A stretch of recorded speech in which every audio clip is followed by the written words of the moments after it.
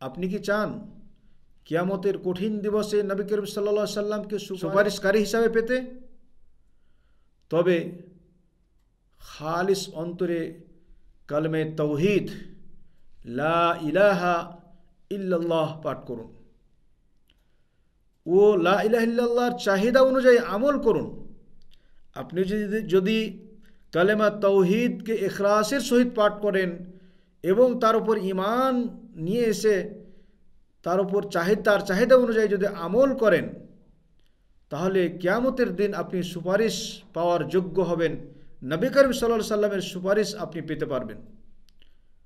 নবী করিম সাল্লাল্লাহু আলাইহি সাল্লাম বলেন, আসআদুন নাস বিশাফাআতি ইয়াউমাল কিয়ামাহ মান ক্বালা লা ইলাহা ইল্লাল্লাহ খালিসাম মিন কিবালি নাফসিহি, রাওয়াহুল বুখারী।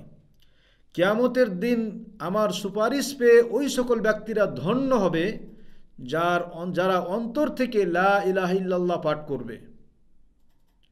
ফলে লা ইলাহা ইল্লাল্লাহ পাঠ করুন বেশি বেশি করে এবং লা ইলাহা ইল্লাল্লাহর চাহিদা অনুযায়ী আপনি আপনার জীবনকে গড়ে তুলুন।